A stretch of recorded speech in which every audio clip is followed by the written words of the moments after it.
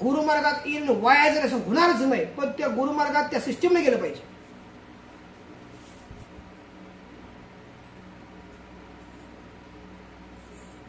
मग मी जेव्हा झोपतो संध्याकाळी माझं मन सांगतं की तू झोपायला लायक आहेस. मी अन्न खातो ना, माझं मन सांगतो तू अन्न खायला लायक आहेस. कारण का? कारण जे करतो ते चांगलंच करतो. नाथाने काय केलं? 1-2 नाथाने केले. मी म्हणतो 50 माणसं तयार झाली, पुष्कळ गोष्ट मोठी झाली गोष्ट. ही अवस्था दादांनी दिली. पण तुम्ही सांगा खऱ्या अर्थानं गुरुंना आज आपण गुरुदक्षिणा देऊ शकतो का नाही? ह्या भक्तांच्या रूपानं पैसा काय कोणाला तुमचा किती पुरणार आहे? हे जे भक्त घडतायत नाही तर गुरुदक्षिणा आहे खऱ्या अर्थानं माझ्या गुरूंची पूर्ण दिलेली. आणि तुमच्या माध्यमातून अशी माध्यमं आणखी तयार व्हावीत ही इच्छा आहे माझी. बाकी माझी इच्छा काही नाही. आणि हे सगळं करत असताना ही मागची पोथी वाच, हे गुरुचं तत्वज्ञान वाच मी कधी कोणा दिलेलं नाही. प्रॅक्टिकल प्रार्थना म्हणता येत नाही, आरती करता येत नाही, साधना करता येत नाही, नुसते ग्रंथ वाचून काय करायचं? आजही ओंकाराची 12 अंग लोकांना माहित नाहीत. आजही आरत्या त्या पद्धतीने करता येत नाहीत. झांज वाजवता येत नाही. जोपर्यंत आपल्या बॉडीमध्ये आध्यात्मिक ऊर्जा येणार नाही तोपर्यंत आपल्या बॉडीमध्ये निगेटिव्ह फोर्स वाढत राहणार. काय सांगतोय?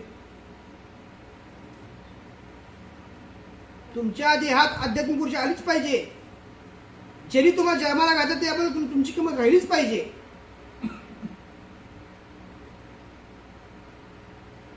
हा कलियुगाचा सगळा फास आहे. कलियुगामध्ये बापाला आईला पोरं उलटी बोलतात.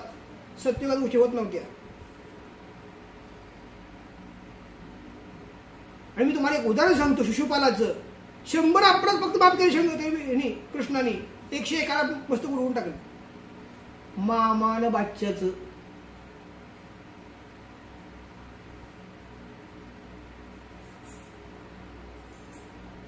बादशाह होता कोण? शिशुपाल. ते सांगितलं तू माझा बादशाह आहेस ना, 100 अपराधाची क्षमा करतो.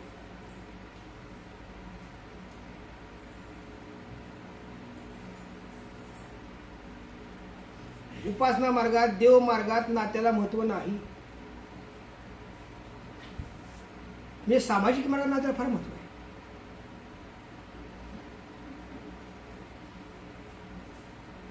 म्हणजे मुलगी जरी समजा घटस्फोट नवऱ्याकडून घेऊन घरी येऊन राहिली ना तर तिच्या पगारावर जगायचं इतकं महत्व आहे. मुलगा जरी ना करता असला ना तरी हरकत नाही इतकं महत्व आहे.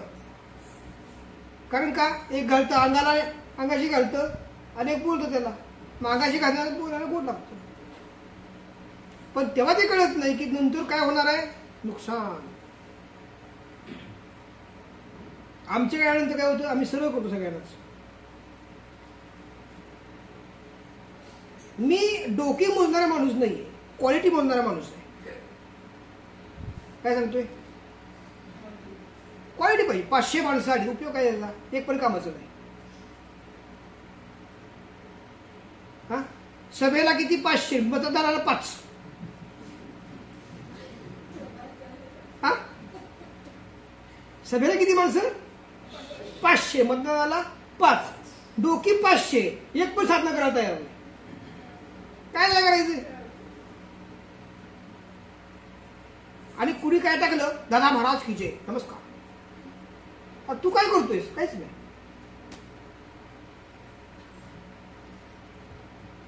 लक्षात येते का? साधक सिद्ध साध्य. नंतर सद्गुरुपद मिळतं. कधी मिळतं? मागून मिळत नाही, ते मिळतच. बाप म्हणून सांगायला लागत आहे. पोर झालं की बापच झालं. काय सांगितलं? मिळतच ना. तुम्ही लग्न केलं तुम्हाला पोर झालं तर मला बाबा म्हणू नका, मला बाबा म्हणू नका, मला कुस्ती पडते, मला बाबा म्हणू नका. अरे पण लग्न विषय केलं पोशाच्या भागातलं. आजान आम्ही तुझी देखील, तू सर्वांची आई है ना. जगद्गुरु साहेब वाक्य. जगद्गुरु शब्द का आला? जगाचं पालन ते करतायत.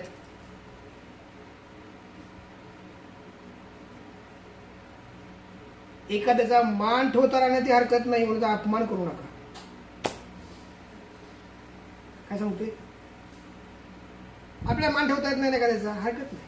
प्रत्येकाचं करणं प्रत्येक बरोबर आहे, कोणाचा अपमान करायचा नाही. आणि सिस्टीम आहे पहिली. 1.25 लाख मंत्र, पुरश्चरण, ओंकाराची 5 स्थान सिद्धता, 12 अंग, 8 दीक्षा, हे पॅकेज आलंच पाहिजे.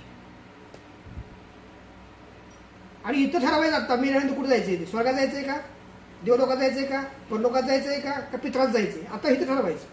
गेल्यानंतर नाही, मी कुठे जाणार आहे इथं ठरवायचं आता. आणि त्या साधना त्या पद्धतीने करायच्या. इतकं दादानी घासले सगळं, तुम्हाला आयतं दिले सगळं जांभूळ, फक्त आपल्याला ते करायचंय. स्वर्ग मेल्यानंतर नाहीच आहे, स्वर्ग इथंच आहे आता जिवंतपणे. दादा म्हणायचे ट्विंकल ट्विंकल लिटिल स्टार. कधी? कारण महाकारण दीक्षा मिळाल्यानंतर. तोपर्यंत कोण बुजगावणं.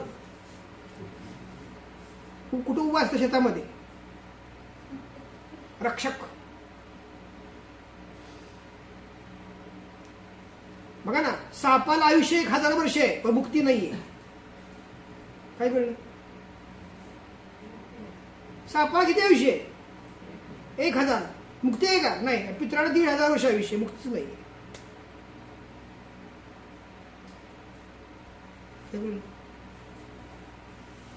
प्रत्येकाच्या बॉडीत सापाचा गुणधर्म आहे. काय सांगतोय? जे सगळे जीव आहेत, किती जीव आहेत? 84 लक्ष जीव आहेत. प्रत्येकाचा गुणधर्म प्रत्येकाच्या बॉडीत आहे. आणि 84 लक्ष भोगल्याशिवाय मनुष्य येऊ शकत नाही. म्हणजे आपण मनुष्य येऊन आलो याचा अर्थ आपण सगळं करून इथं आलोय. म्हणून माकडासारखं वागतो, गाढवासारखं वागतो, कुत्र्यासारखं वागतो, माझ्यासारखं काय करतो, वच करतो. जे काय गुण सगळे आपल्या अंगात आलेले आहेत. नाना कळा. याचं कारण काय आहे? व्यास योनीत इथं आलोय, आता जायचंय कुठं? हा, शेवट विभूती लोक येतो.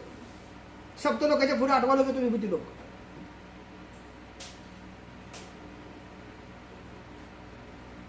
काय कळतंय का?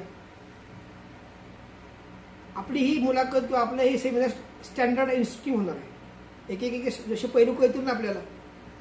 ब्रह्मरंग उपास ओपन होणार, एक पाकडी है ना. नॉलेज वाढत जाणार आपलं. खऱ्या अर्थात प्रमाद कळणार आपल्याला, है ना. तर साधक सिद्ध साध्य. साधक मध्ये काय आहेत? कष्ट आहेत.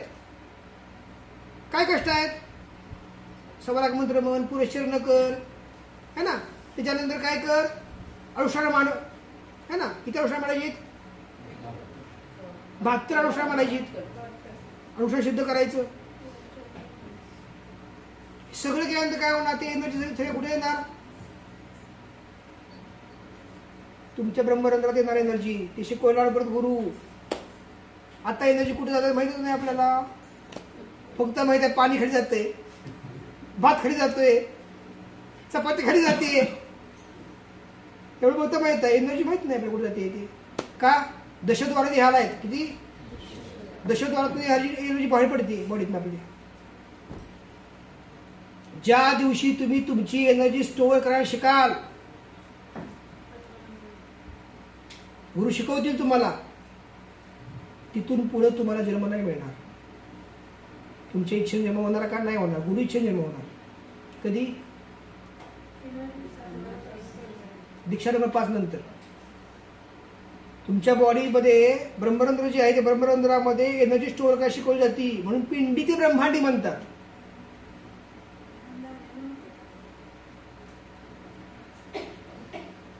आता जर मी तुम्हाला असं सांगितलं की वंदनीय दादांनी 36 वर्ष भक्तांची एनर्जी स्वतःच्या बॉडीत घेतली, स्टोअर केली, 36 वर्ष स्टोअर केली, नंतर शक्तीपीठ स्थापन केलं, कसं वाटतं ऐकायला? म्हणून ते म्हणले होते, मी सुद्धा म्हणजे लबाड आहे, तुमचं घेतलं काढून, जेवढं पाहिजे तेवढं दिलं, वरचं काढून घेतलं, स्टोअर केलं आणि ते शक्तीला पीठ दिलं.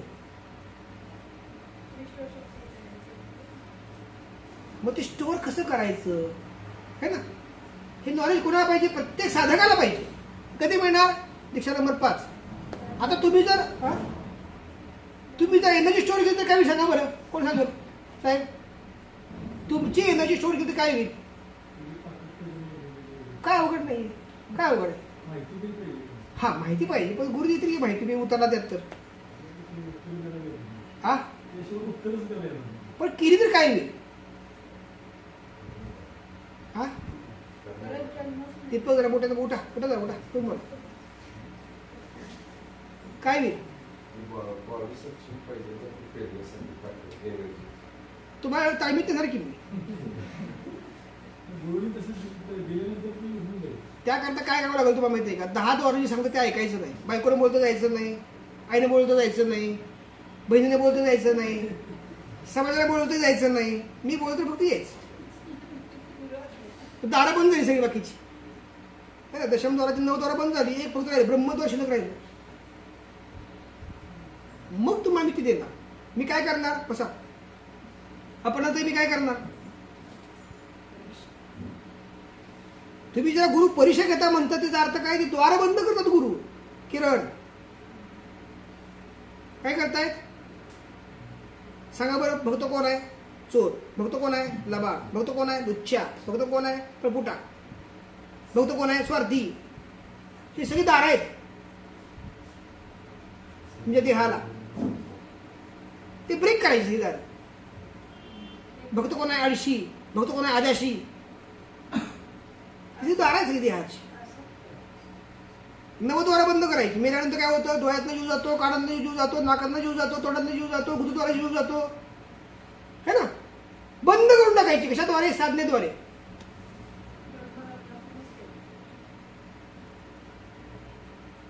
ऐकलं? लग्नाच्या वेळेस बायको शब्द दिला असतो का नाही? किरण तो पाळला जातो का नाही? जोशी मी तुझ्याकरता अमुक करतो हे शब्द लग्नाच्या वेळी दिले जातात बरोबर ना. आपण ते पाहता का शब्द तुम्ही? पाहता का नाही? पाहता पाहताय. मग ते शब्द कुणी दिले? जीभने शब्द दिले है ना. हे द्वार आलं है ना. पण बघा आता म्हणजे बघा बायको मध्ये फिरायला चला, याने काढा सांगितलं, कुणाचं ऐकणार? कुणाचं ऐकणार? म्हणकी हा प्रेम असेल जास्त तर करता करविता आधी अनादी मायाती तू ब्रह्म साक्षता हे रमदाता जगद्गुरु. हा पाहिजे हो, ते राहत नाही. नंतर पहिल्यांदा 100चा बोल असतो, नंतर तू 10चा पण पेटत नाही. त्याला करायचं काय?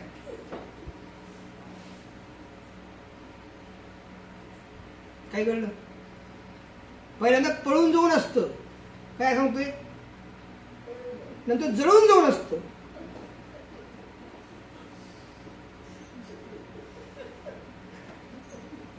पहिल्यांदा काय असतं व्यास? पळून जाऊन, शेवटी काय? जळून जाऊन. प्रपंच काय होत? जळतंय माणूस, अग्नी आहे प्रपंच.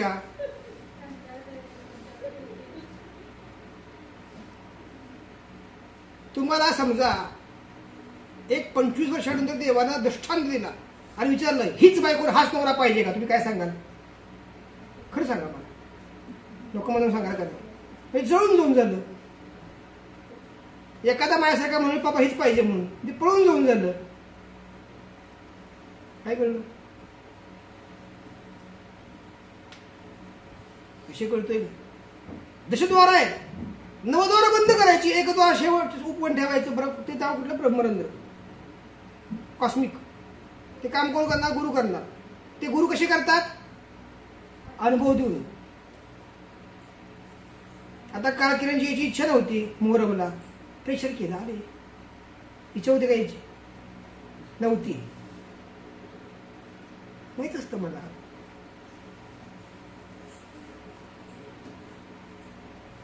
काय करू?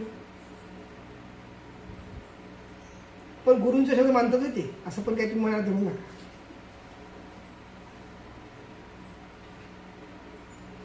आता हा अद्वैत जो आहे ना, तो नातं म्हणून फार मानतो मला, गुरु म्हणून काय तुम्ही मानतो सर, आहे का नाही? अद्वैत नातं म्हणजे असं म्हणतो सर तू. हा, गुरु म्हणत असलं तर मग येता जाता गुरु इकडे आला असताच. आगे पिछे संन्यासी. गुरु म्हणलं तर काही सांगा बरं, दुसऱ्या काय असतं ते, तर श्रमेचे हजर असतात ते. काय कळलं? आमचा मल्हारी सुद्धा मला पूर्वी गुरु म्हणून मानत होता. आता हातामध्ये अंगठ्या घातल्या दशग्रहांच्या. जपा कुशभ संका शंकाश्य प्रेम तमोरी पापवन प्रतस्मी दिवाकर. अरे ब्रह्मांडातली माहिती सगळी मला मिळणारच की, गुरु नाही का? असं का करताय? तुमच्या मनात काय चाललंय, तुमच्या पोटात काय चाललंय, तुमच्या ओठात काय चाललंय, तुमच्या बॅगेत काय ठेवलंय, सगळं कळतं मला. हा, कारण तुमची नाळ जुडली आहे मला. जन्माला येताना नाळ जुडली आईशी, तू उडून टाकली, जुडली तर परत मला जुडून टाकली ती नाळ. बघ कुठं माहिती मला. आईशी जोडताना नाभीशी जुडली होती, मला ब्रह्मणाशी जुडली. मस्तिष्क मध्ये आपल्या 1000 सेल्स आहेत. किती? पॉझिटिव्ह. आणि त्या सगळ्या माझं कंट्रोल आहे, काळजी करू नका. आणि ते सोडून जे निगेटिव्ह सेल्स आहेत सगळं तुमचं कंट्रोल आहे. काय कळलं? गुरूंना विचारल्याशिवाय देव सुद्धा तुम्हाला काही देत नाही. वाक्य समजून माझं घ्या. एक बार दीक्षा दी वचन दिया खाली नहीं जाएगा. पिंडकाच्या ईश्वरी वाचा माहिती आहे ना, नाथपंथातल्या गणित. दीक्षा म्हणजे काय? संरक्षण. दीक्षा म्हणजे काय? संरक्षण. ते संरक्षण कोणाचं करायचं? आत्मिक आणि दैहिक म्हणजे दीक्षा. लक्षात आलं का?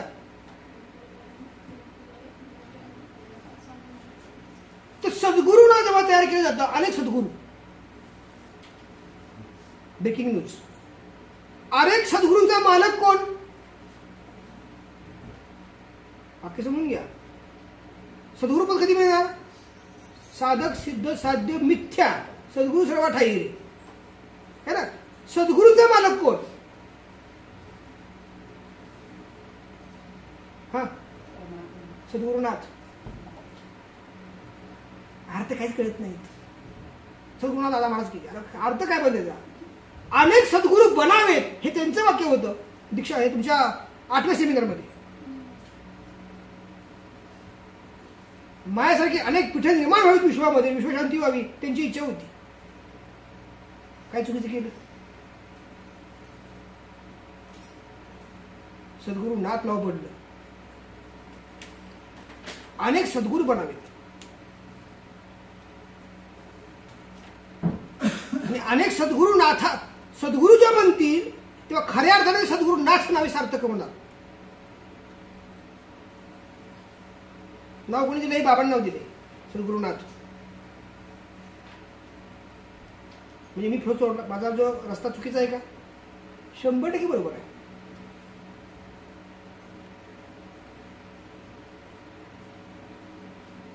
जसं बाबांना आज शिर्डीमध्ये आज कानाकोपऱ्यात लोक बांधतात,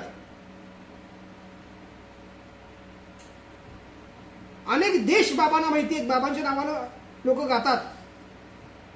तसं दादांचं नाव अनेक देशात जावं म्हणजे ते गुरुपदा जाणार.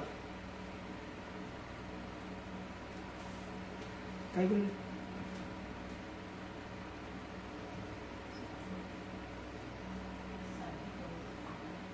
साधे गाव साधे कुठं येतात. सद्गुरू आणि सद्गुरुनाथ. सद्गुरू म्हणजे काय? 3 अवस्था प्राप्त करून देणारा सद्गुरू. साधक सिद्ध साध्य. सद्गुरुनाथ म्हणजे काय? अनेक सद्गुरूने निर्माण करणारा सद्गुरुनाथ. तुम्ही पात्रता त्या एनर्जी मध्ये असते.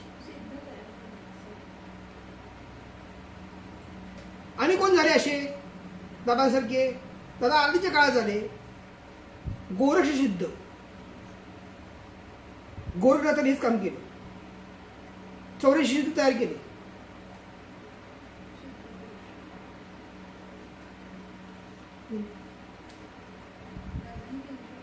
ज्या वेळेस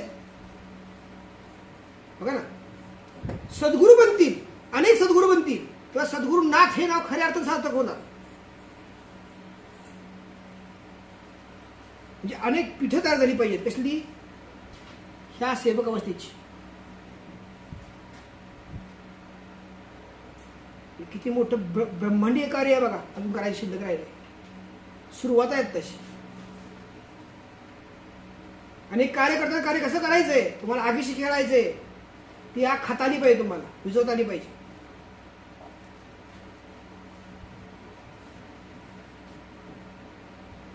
म्हणून तिने एक वाक्य सांगितलं होतं, माझ्या मुलीचं लग्न कधी होईल, मला नोकरी लागेल का, हे असले प्रश्न विचारू नको म्हणून सांगितलं बोलली होती त्या काळात. का? पुढची लेवल आहे. हे तुझं होणारच काम. तू साधना करतो रेग्युलर ना, तुझं कल्याण होणारच. ते विचारायची गरज तुम्हाला नाही. कळतंय का?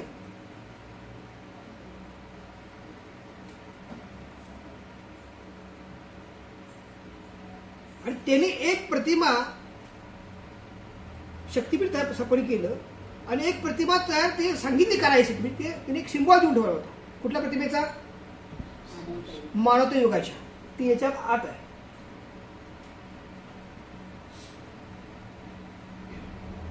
पूर्ण कार्य झालं.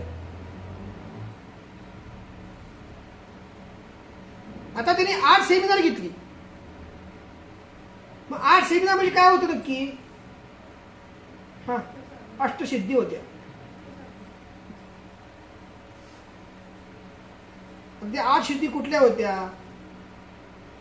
त्या का घ्यायच्या? त्याच 8 सिद्धी मारुतीने घेतल्या होत्या. त्याच 8 सिद्धी गोरक्षाने घेतल्या. त्याच 8 सिद्धी परशुरामाने घेतल्या. त्याच 8 सिद्धी दादाने 300 भक्तांना दिल्या. त्याचा पण घोषवाला आपण दुपारनंतर घेणार आहे. आणि हे सगळं मी जे सांगतोय ना, ही कार्य सुरुवात आहे, एंड नव्हे. म्हणजे आता आम्ही 8 म्हणजे 8 सिद्धी घेतल्या, आता कार्य संपलं असं नाहीये. सुरुवात आहे कार्याची. सेमिनार 15 झाली म्हणजे कार्य संपलं नव्हे, सुरुवात झाली कार्याची. अरे तू सिद्ध झाली तर काय करणार? हा, केलं पाहिजे की नाही? जसे आता मी तुम्हाला उदाहरण सांगितली, घरामध्ये ह्यांचं जे प्रेम आहे ना, हे अटळ प्रेम आलं. असं प्रत्येकाच्या घरी पाहिजे. ते कधी होईल? गुरु हा आधार असेल तर, त्यामध्ये साधना प्रत्येकाची असतील तर. आता दुसरा मंत्र घ्यायचा, ओम श्री श्रीपाद नाथाय नमः. या पद्धतीने हात ओपन करा, एक माळ घ्या. येतो मी लावले तर आहे.